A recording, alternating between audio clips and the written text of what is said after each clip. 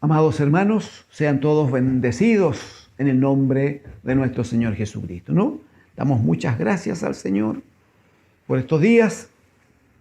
Gracias al Señor por la palabra que el Señor nos ha permitido estar recibiendo, de tal manera que nuestra alma sea fortalecida, ¿no? Cuando recibimos una palabra del Señor, como la hemos recibido, en que se muestra, se magnifica el poder, la gloria, la autoridad del Señor, nuestra alma se fortalece. Es lo que hacía Abraham. Usted recordará cuando dice que tenía la promesa en su vida, pero no podía ver todavía el fruto, no podía ver hijos, ¿no? Entonces claramente su fe sufría pequeños vaivenes. Dice que se fortalecía en fe dando gloria a Dios. Ese es el sentido. Eso es lo que nos debe ayudar a nosotros, ¿no? Recibir una palabra del Señor que nos muestra al eterno, al único, al grande, al todopoderoso, al Señor del cielo y de la tierra. Y que Él es nuestro Padre, que Jesucristo es nuestro Señor, que en Él estamos cubiertos y bendecidos. Amén. Gracias al Señor. Quiero rogarle ahora entonces, me acompañe, por favor. Algo hemos dicho días anteriores. Apocalipsis capítulo 2, amados hermanos. Apocalipsis capítulo 2, por favor. Vamos a leer allí los primeros 7 versículos. Apocalipsis capítulo 2, versículos 1 al 7. Amén.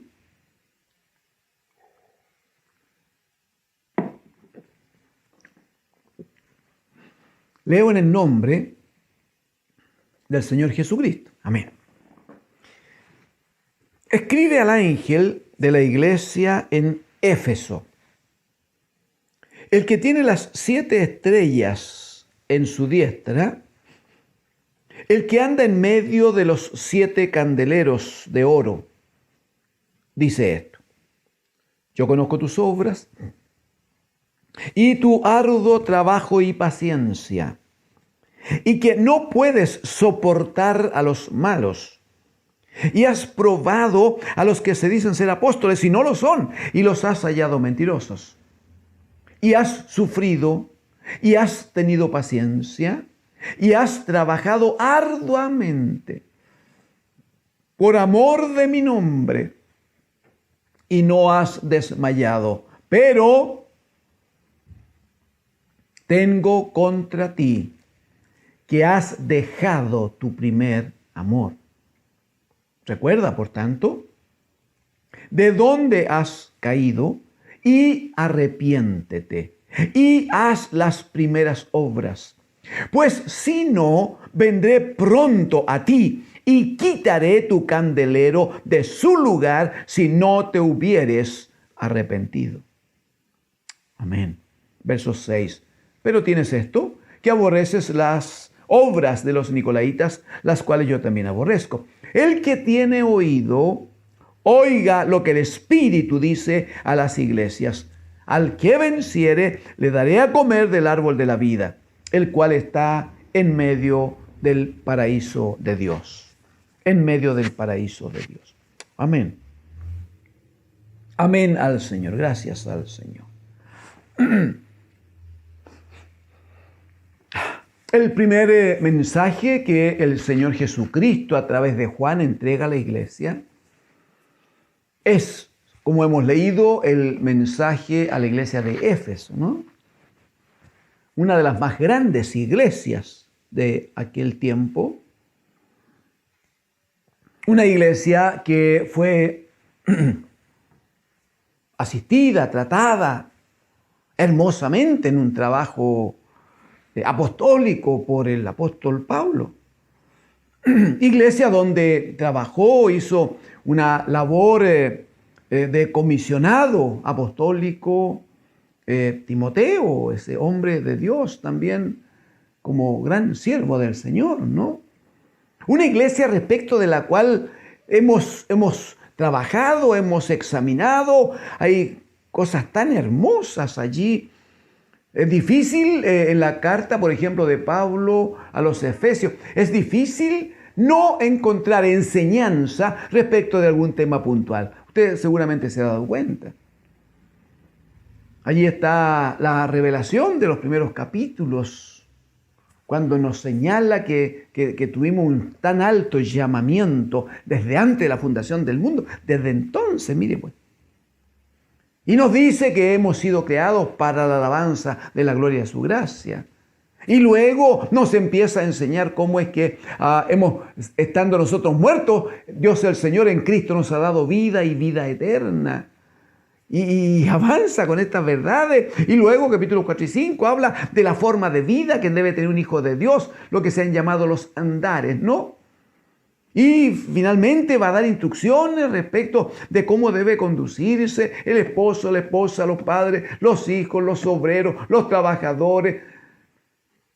Va a hablar del trato que tiene Dios con su iglesia para santificarla y presentarla a sí mismo, dice finalmente, como una iglesia santa y sin mancha. Y va a decir que tenemos una gran lucha, pero que en esa batalla que es contra principados y potestades, dice que el Padre, el Señor, nos ha cubierto con una ropa, una vestidura, dispuestos para la batalla en el bendito Hijo de Dios. Un escrito a los Efesios, hermano, que es de tanta riqueza, ¿no? Uno lee y vuelve a leer y vuelve y cada vez hay algo más. Bueno, como lo dijo el Señor a la samaritana, será en él, dice, la palabra que yo le daré, será en él una fuente de agua que salte para vida eterna. A esa iglesia es a la que el Señor le habla y le envía esta carta, esta palabra profética. Y le dice cosas que son hermosas. Uno observa al comienzo y dice, hermano, pues qué tremenda iglesia. Si usted me acompaña, recorremos juntos y tomamos lo que tenga que ver con nosotros. Importante, claro, el que escribe es el que tiene las 7 estrellas en su mano, ¿no? Sabemos, nuestro bendito Señor, y que anda siempre en medio de los 7 candeleros. Gloria a Dios, porque la iglesia del Señor nunca está sin gobierno de Cristo. Muy bien, versículo 2, aquí comienza, dice, yo conozco tus obras. Mire, por favor, reconoce que en Éfeso hubo, dice, un arduo trabajo. Qué hermoso reconocimiento, un arduo trabajo. Pero también paciencia, un don, no hay duda, del Señor. Pero además dice que no puede soportar a los malos. O sea, había celo del Señor en el seno de la iglesia. No soportaban a los malos, no soportaban a los pecadores y estaban atentos allí. Y has probado, dice, porque llegaron algunos como trayendo una palabra del Señor. Y ellos con sabiduría, dice, has probado a los que se dicen ser apóstoles y no lo son y los has desenmascarado, los has hallado mentirosos. El testimonio de la iglesia sigue, has sufrido, dice.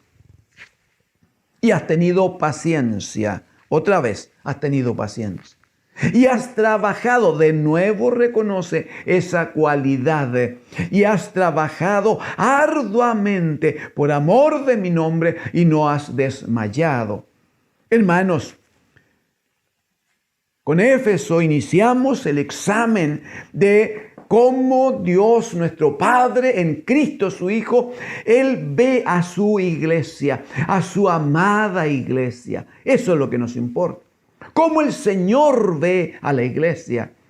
Entonces lo primero que debiéramos decir es que el Señor nunca está ausente de lo que la iglesia hace.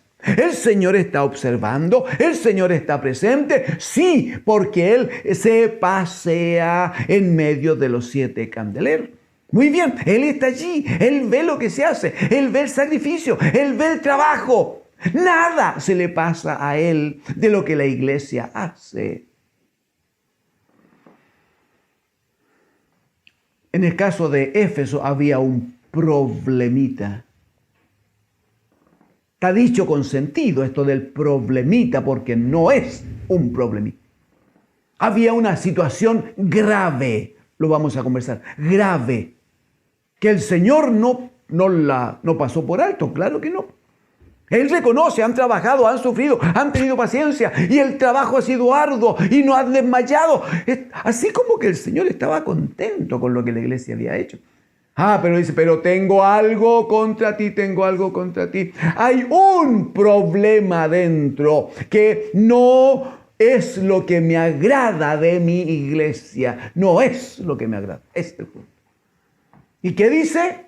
Tengo contra ti que has dejado tu primer amor. Tengo contra ti que has dejado tu primer amor. Eso no debiera verse, amados hermanos, solo como se ha dado mucho tiempo, en términos de decir que todo el que viene al Señor, bueno, llega con mucha gratitud por la obra del Señor, entonces ama mucho al Señor y después con el tiempo la cosa se va diluyendo, entonces alguno dice ya tiene que volver al primer amor. Hay algo de eso, pero no es lo que la Escritura claramente enseña. Si usted me acompaña, por favor, va a estar conmigo en Mateo capítulo 22, hermanos. Mateo capítulo 22. Mateo en el capítulo 22.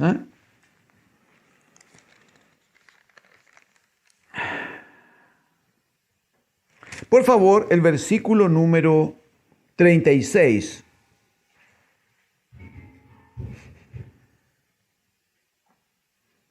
Uno de los fariseos viene al Señor y le dice, verso 36, Maestro, ¿cuál es el gran mandamiento en la ley? El gran mandamiento. Eso es lo que él pregunta. ¿Quiere saberlo? Bueno, ¿cuál es el gran mandamiento? Y el Señor va a responder de esta manera. Dice, Jesús le dijo, amarás al Señor tu Dios con todo tu corazón y con toda tu alma y con toda tu mente. De nuevo, amarás al Señor tu Dios con todo tu corazón y con toda tu alma y con toda tu mente. Verso 38, este es el primero y grande mandamiento. El fariseo pregunta cuál es el gran mandamiento. El Señor dice, este no solo es el grande, no, este es el primero y gran mandamiento. Este es un mandamiento que no lo declaró el Señor allí, ustedes recuerdan, lo hemos compartido antes. Capítulo 20 de Éxodo, capítulo 5 de Deuteronomio, está claramente dicho a Israel, ¿no? Está claramente dicho que debe amarse al Señor sobre todas las cosas. No tendrás dioses ajenos delante de mí. No te hará figura, ninguna escultura. No te inclinarás a ellos, porque yo soy el Señor, fuerte, celoso. Muy bien. Entonces, ¿cuál es el mandamiento? Amarás al Señor tu Dios con todo tu corazón, con toda tu alma, con toda tu fuerza. O sea, debe haber un servicio, un compromiso con entendimiento. Respecto de eso, Pablo dirá, os ruego por la misericordia de Dios que presentéis vuestros cuerpos en sacrificio vivo, santo, agradable al Dios de los cielos. Ese es el punto. Que haya un sacerdocio santo que se ofrenda al Señor. Que el sacrificio sea un sacrificio espiritual, un sacrificio racional de una mente renovada. Bendito es el Señor. Bendito es el Señor. El punto es entonces que el primer mandamiento del Señor, o el primer lugar del mandamiento del Señor, es que Él debe ser el más amado en nuestra vida. El más amado.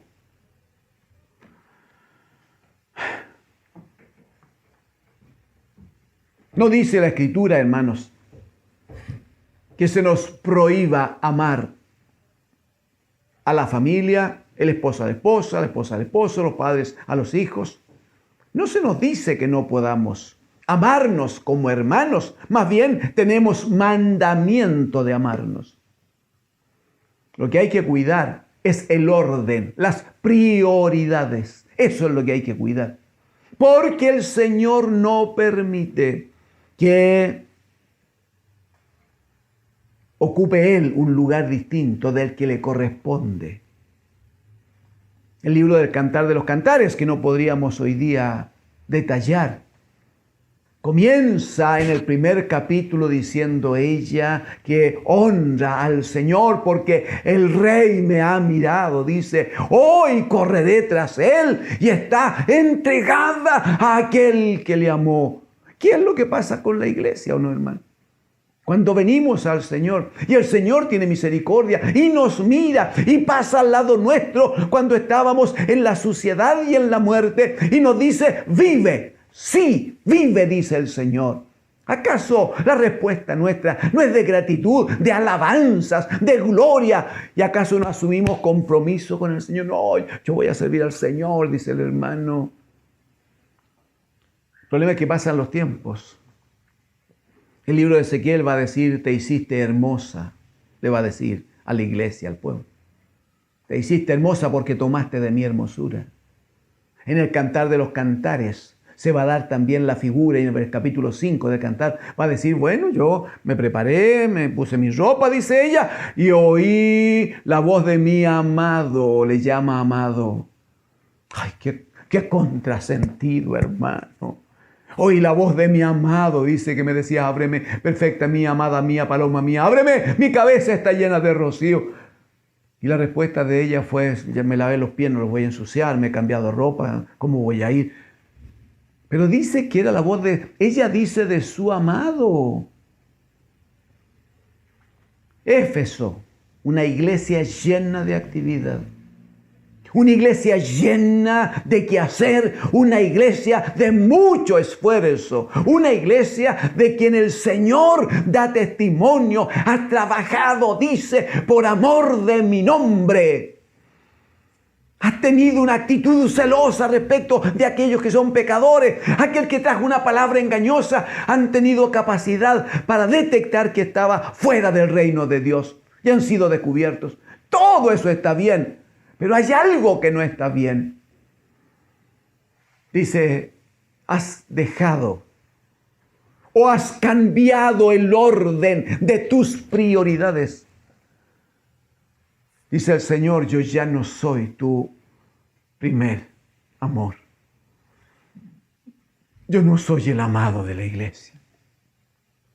La iglesia ha crecido tanto, la iglesia tiene tanta actividad, la iglesia canta tan bonito, la iglesia tiene tan lindo grupo instrumental, la iglesia dice cosas, tiene celebraciones, no sé.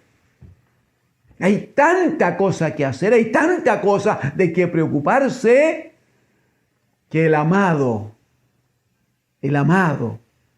ha dejado de ser el primero en la vida de su iglesia. Y alguien podría decir, no importa tanto, porque lo que importa es seguir trabajando por el Señor y en el Señor, y los hermanos nombran al Señor. Hermano, permítame decirle que no amar al Señor sobre todo, no servirle al Señor, no ser obedientes a su palabra, porque el Señor dijo, el que me ama, mi palabra guardará. Así está escrito. Y no amar al Señor, que Él no sea el primero en nuestras vidas, que Él no sea el centro del culto, que Él no sea el centro de la adoración, que la iglesia pierda tiempo en otras cosas, en otros festejos, en otras celebraciones, que la iglesia no viva en función de Cristo para honrarle y darle gloria. Quiero decirle, es pecado, mi hermano, es pecado. Acompáñeme, por favor. Versículo 5, Apocalipsis 2:5. Dice, recuerda por tanto de dónde has. O sea, no es que esté puesto sobre una roca, sobre una piedra firme. No. Recuerda por tanto de dónde has caído. Y dado que has caído, ¿cuál es la exhortación? Es arrepiéntete. Arrepiéntete. ¿Quién necesita arrepentimiento sino el que ha pecado, hermano? ¿Quién necesita arrepentimiento sino aquel que le ha faltado al Señor? Aquel que ha procedido en contra de lo que el Señor ha determinado. ¿Quién necesita arrepentirse sino el que ha transgredido la ley, la palabra del Señor? Arrepiéntete, dice, arrepiéntete. En el mismo versículo 5 va a decir que si no, o sea, si no hay arrepentimiento, vendré pronto a ti, dice, y quitaré tu candelero de su lugar. Quitaré el candelero, quitará la luz de la iglesia. Una luz sin candelero, una iglesia apagada, una iglesia sin presencia del Señor. Deja de ser iglesia de Dios. No es la institucionalidad, pues hermano, lo hemos conversado antes. No es el nombre, con respeto, no es el nombre del pastor, del obispo, no. Más popular o menos popular, más conocido o menos conocido, da lo mismo. Aquí hay uno solo que tiene que ser conocido y exaltado y alabado y glorificado en todo, hermano.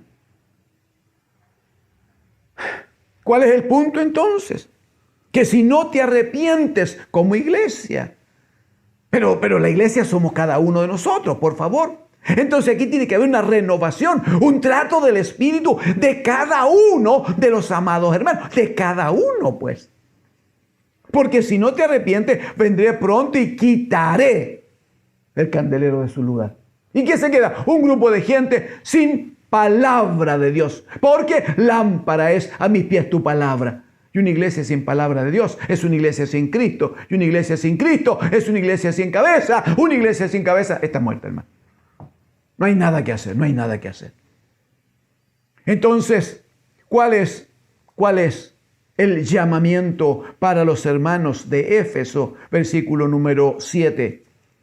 Dice, el que tiene oídos para oír. Ese es el punto, hay un llamado aquí. El Señor está hablando. Se interesa el Señor en hablar con Juan para que la iglesia atienda. El Señor Jesucristo había dicho, mis ovejas oyen mi voz. Esa es la gran diferencia. El que tiene oídos para oír, oiga lo que el Espíritu dice, lo que el Espíritu dice a las iglesias. Al que venciere, o sea, al que vuelva al orden, ese es el punto. Porque la victoria no tiene que ver con nuestra fuerza. Entonces, al que venciere, le daré a comer del árbol de la vida, el cual está en medio del paraíso de Dios. ¡Aleluya! El que venciere entonces cumplirá aquella tarea que quedó inconclusa en el huerto. Aquel hombre que terminó muerto, terminó en muerte porque no comió del árbol de la vida. Comió de otras cosas, no comió del árbol, no comió de Cristo. ¿Qué dice el Señor aquí? Bueno, al que venciere, al que vaya más allá de este arduo quehacer, de esta actividad, de este que todo el mundo está haciendo cosas y trabaja, y la iglesia, el grupo, se ve bonito, hay mucho ruido, se pasa bien. Sí, pero en el alma no hay claridad, no hay entendimiento. ¿Quién es el amado? Y que Él debe ser el centro de todo que hacer y de la vida misma de la iglesia. Muy bien, ¿qué dice? El que consiga volver al origen, el que consiga entender lo que Cristo el Señor debe significar para la iglesia. El que venciere esta forma de vida que no agrada al Señor. El que venciere, dice, comerá, aleluya, comerá del árbol de la vida. O sea, no morirá nunca, tendrá vida eterna. Aleluya, aleluya, que el Espíritu del Señor, hermano, de entendimiento, que el Espíritu del Señor ponga luz, ponga claridad en todos nosotros. No estamos apuntando porque no tenemos capacidad para eso. No estamos apuntando a ningún grupo, a ningún hermano. No, es la iglesia del Señor la que tiene que revisar quién es el amado de su alma. ¿Cuánto amas al Señor? ¿Por qué sirves al Señor?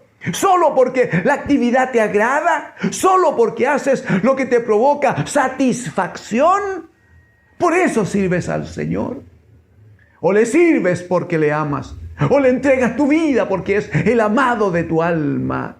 Hermanos, el amor al Señor es mucho más importante que la cantidad de cosas que hagamos, que la cantidad de trabajo que hagamos.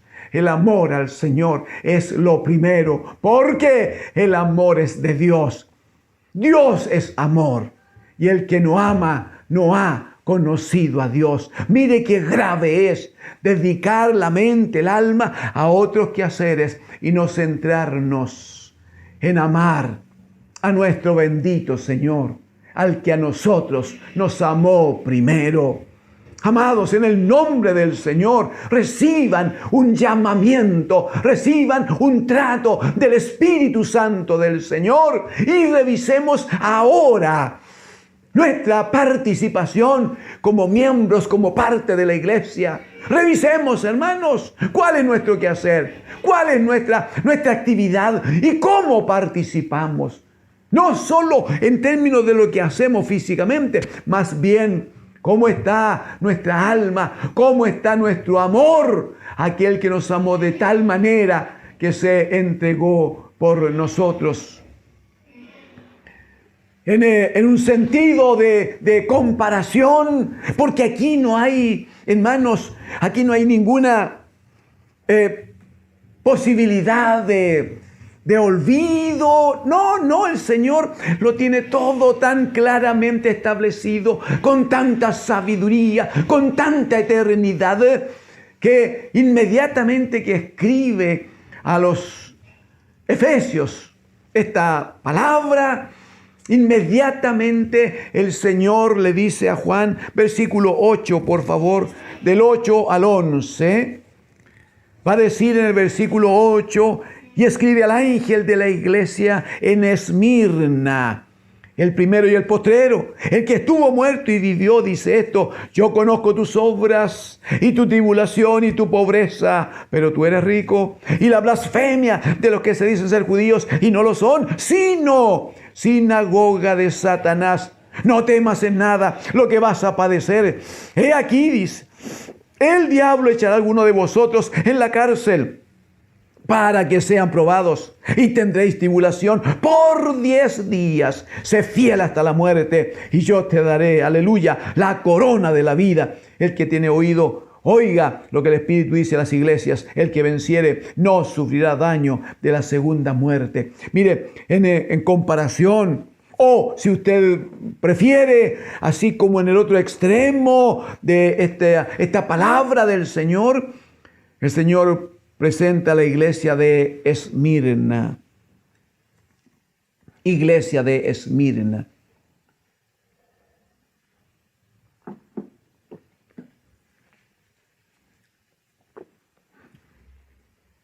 Una buena pregunta es: ¿cuál es la iglesia de Esmirna? ¿Quién es la iglesia de Esmirna?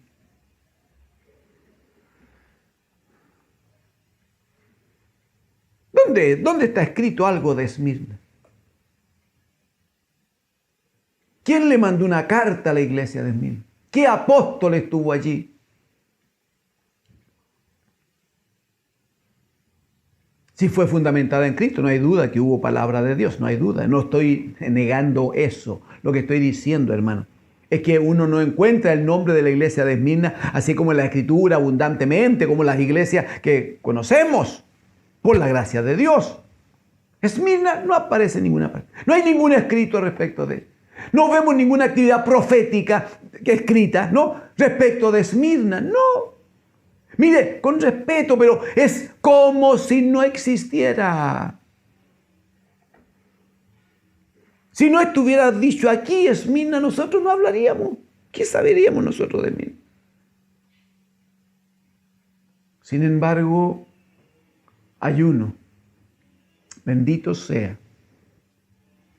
Aunque Esmirna permítame decirlo de esta manera, aunque Esmirna es así como invisible a todos, aunque Esmirna es como no conocida de todos, aunque como que no existe, sin embargo, hay uno que claro que la conoce.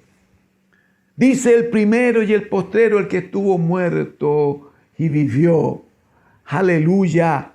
Ese que anda en medio de los 7 candeleros. Uno de los candeleros es Esmirna. Y él le escribe y le dice: yo conozco tus obras.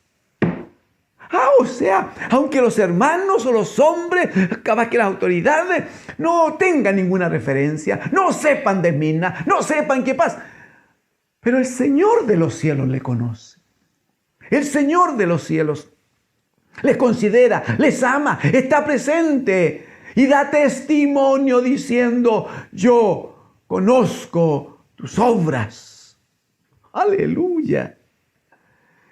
Aleluya. Vamos a entrar brevemente, pero es interesante, pues, hermanos. ¿No le ha pasado que nosotros buscamos mucho la aceptación del medio?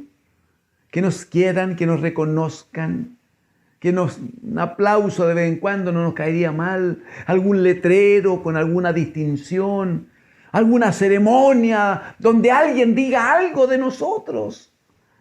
No, porque yo quiero, dice, que se sepa que estoy, que existo. Yo quiero que se hable de mí, yo quiero...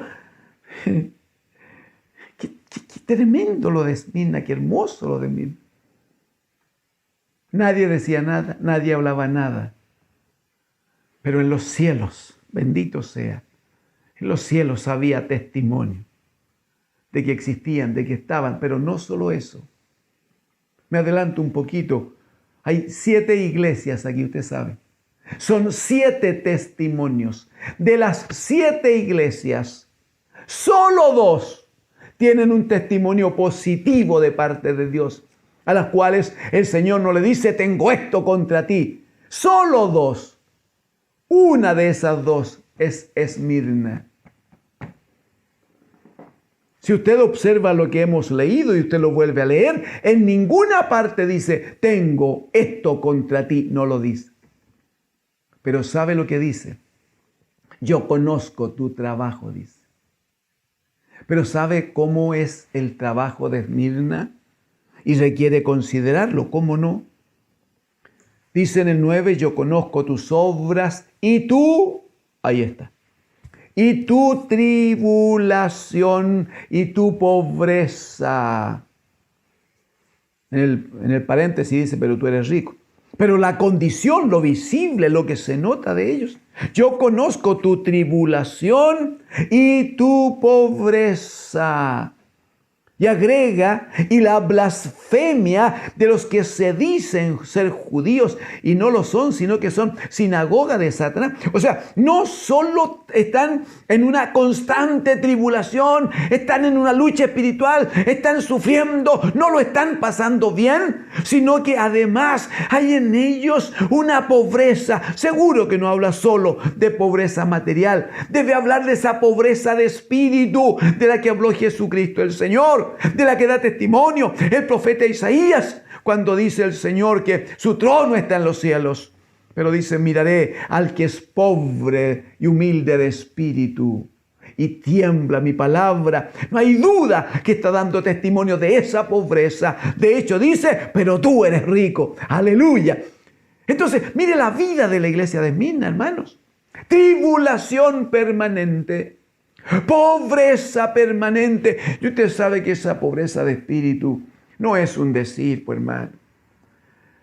Si yo digo, oh, hermanos, yo soy tan pobre de espíritu y todo el mundo me ve así, rellenito, feliz, paseando, yendo al valle el fin de semana, de vez en cuando tomo fotos a la mesa del comedor ahí con cositas y la subo a estas redes, pues, para que los hermanos sepan que estuve de festejo.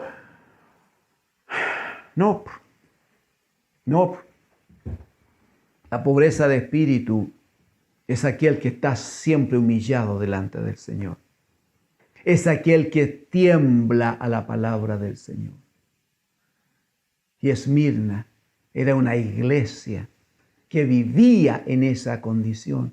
No hay duda que está ligado. La tribulación permanente les forzaba su alma a estar siempre dependiendo del Señor. Aleluya, como aquel de quien da testimonio Hebreos capítulo 5, cuando dice que el bendito Hijo de Dios, dice, y siendo hijo, dice,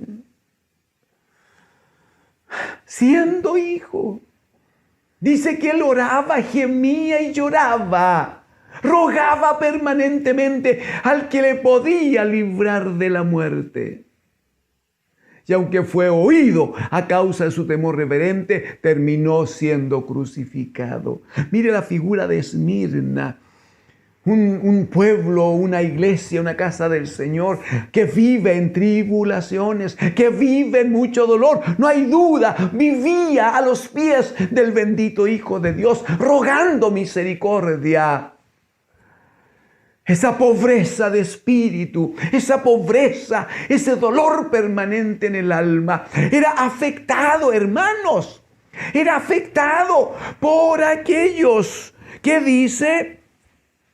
se dicen ser judíos, o sea, que se dicen amar al Señor, guardar la ley, ser pueblo de Dios. Pero dice, no lo son, sino sinagogas de Satanás, reunión de demonios. ¿Cómo duele, hermanos? Cuando uno reconoce que hay tanta lucha.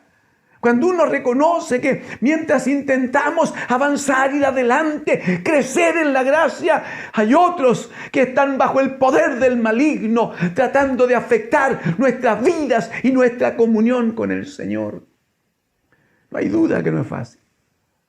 No hay duda que necesitamos la dependencia del Señor, necesitamos su gobierno, necesitamos su presencia. Y eso provoca entonces que nos transformemos en una iglesia pobre de espíritu, que gime, aleluya, que busca que se manifieste su gracia, como nosotros en estos días, como la iglesia del Señor en estos días, que gemimos diciendo, Señor, manifiesta tu gloria y sea hecha tu voluntad.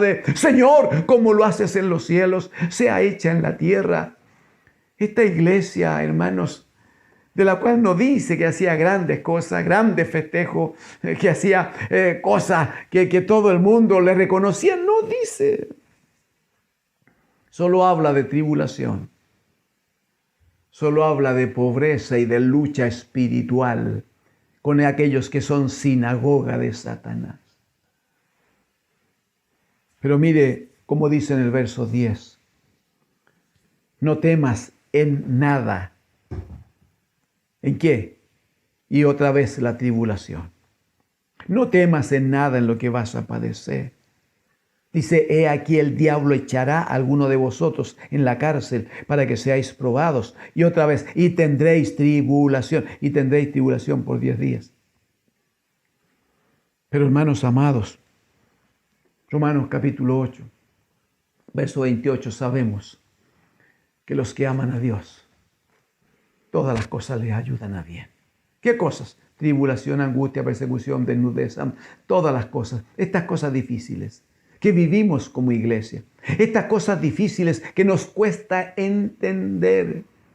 Pero ¿qué hacemos si no tomar la situación de nuestras vidas, de nuestro quehacer diario? Estos tiempos en que nuestra fe es a veces afectada por la lucha y por el trabajo del mal.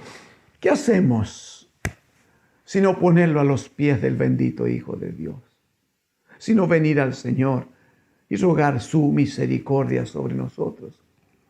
¿Qué hacemos sino depender del que vive por siempre y para siempre? Pero hay una promesa preciosa, hermanos. Hay una promesa preciosa. Examinamos antes en la iglesia de Éfeso que había una palabra, decía, para el que venciere, o sea, para el que supere la situación en que están, para el que corrija el pecado, para el que se arrepienta y vuelva a hacer las primeras obras, para que él hay un fruto, hay una bendición, hay una recompensa. A esta iglesia el Señor no le dice que necesitan arrepentimiento, no le dice que tienen que cambiar sus formas, solo le dice que a pesar de los sufrimientos, a pesar de la lucha espiritual, a pesar de estos tiempos de tribulación permanente, le dice, sé fiel hasta la muerte. Y yo te daré la corona de la vida. Aleluya. Sé fiel hasta la muerte. Lo que está diciendo es que ya está determinado para ellos como iglesia. Para una iglesia que ama al Señor. Para una iglesia que es fiel al Señor a pesar de la tribulación y del sufrimiento. Para una iglesia que ama al Señor a pesar de que las cosas no se dan como uno quiere. Para una iglesia que ora al Señor y tiene entendimiento de que el Señor escucha la oración, pero no responde como yo quiero, no responde en los tiempos que yo quiero. Para una iglesia que sin embargo sigue amando al Señor y sigue sirviendo al Señor y sigue dando gloria al Señor, y su mente y su cuerpo se ofrendan cada día al Señor de los cielos en la santidad del Señor. Para esa ofrenda hay un decreto que está establecido. Hay una corona de vida, hay una corona de vida eterna, hay un reconocimiento, hay unas manifestaciones de la eternidad de Dios para ellos. Le dice, si a pesar del dolor y el sufrimiento, si a pesar de que las cosas no se dan como tú quieres ahora, dice, no importa, mantente firme, sé fiel hasta la muerte y yo te daré la corona de la vida. Aleluya, aleluya. Es promesa del Señor, hermanos. Y termina el mensaje a Esmirna en el verso 11, cuando dice, el que venciere. Termina allí el mensaje. El que venciere no sufrirá daño de la muerte segunda. La muerte segunda es aquella en que el Señor va a decir a los suyos, a nosotros, a su iglesia, venid, benditos de mi Padre, vida eterna. Pero a los otros les va a decir, id, malditos de mi Padre, al lugar preparado para Satanás y sus seguidores. Esa es la muerte segunda, esa es la muerte final, esa es la muerte eterna. Pero el que se mantiene fiel al Señor, el que ama al Señor, el que sirve al Señor, hermanos, debo terminar aquí, es el que sirve al Señor a pesar de las dificultades. Es el que ama al Señor a pesar del dolor del alma. Es el que ama al Señor a pesar de su pobreza, a pesar de no ser considerado, a pesar de que nadie habla de él, a pesar de que nadie lo invita al programa de televisión, a pesar de que no le dan un título en algún lugar. No importa lo que los hombres hagan o digan. No importa, iglesia del Señor, si eres despojado, despojada como iglesia de algo que amabas. Si eres fiel hasta la muerte, hermanos, si somos fieles hasta la muerte, el Señor ha prometido darnos la corona de la vida. Y nunca, hermanos, nunca participaremos ni de lejos siquiera de la segunda muerte, porque nuestra vida está y seguirá estando escondida con Cristo en Dios, nuestro bendito Señor. Pidámosle al Señor que nos ayude. Digámosle al Señor que siga tratando con nosotros. Si alguno estaba débil, el Señor te va a bendecir, hermano. Si alguno estaba pensando que no vale la pena el sufrimiento, la ansiedad, el dolor, en el nombre del Señor, permíteme exhortarte, cree al Señor, ama al Señor. El bendito Hijo de Dios sufrió más que tú y que yo para obedecer al Padre en todo. Y el Padre no le abandonó. Él le levantó de los muertos, le exaltó sobre todas las cosas y le dio un lugar eterno de privilegio. Hermano amado, créele al Señor, cree a la palabra del Señor. Dile amén al Señor. Y a pesar de que haya algún dolor, alguna dificultad, a pesar de que los tiempos no son tan buenos para nosotros como iglesia, comprometámonos hoy. ¿Qué te parece? Comprometámonos a amarle. A pesar de alguna tribulación, puede ser. A pesar de la lucha espiritual. A pesar de que veamos que los malignos tienen victoria. Digámosle, Señor, yo te amo a ti por lo que tú eres y no por lo que tú nos das o por lo que tú nos permites administrar. Digámoselo al Señor. Padre nuestro,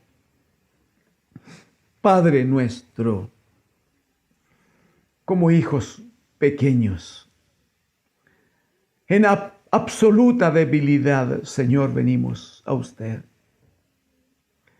Por favor, recíbanos. Necesitamos, Padre, ver sus brazos abiertos, Señor, para recibirnos y cubrirnos en su amor. Necesitamos que trate con nuestra vida, que sean abiertos los ojos de nuestro entendimiento, Señor, para amarte a ti sobre todas las cosas, para que nunca dejes de ser el amado de nuestra alma y el centro de nuestra vida. Que el trabajo no sea lo primero, Señor, ni siquiera el trabajo en la iglesia. Que los quehaceres no sean más importantes. Que nada nos afane, que nada nos turbe como a Marta, Señor, sino que tú seas el amado de nuestra alma. En las dificultades, en el dolor, en aquellas batallas que a veces perdemos, Señor. Tenga misericordia y fortalezca el alma de su iglesia, el alma de su pueblo. Y permítanos proclamar que le seguimos amando, a pesar de todas las cosas, papito. Te amamos, Señor. Amamos a Cristo, tu Hijo. Amamos tu palabra. Te amamos, Señor. Te amamos, Señor. Aleluya, aleluya.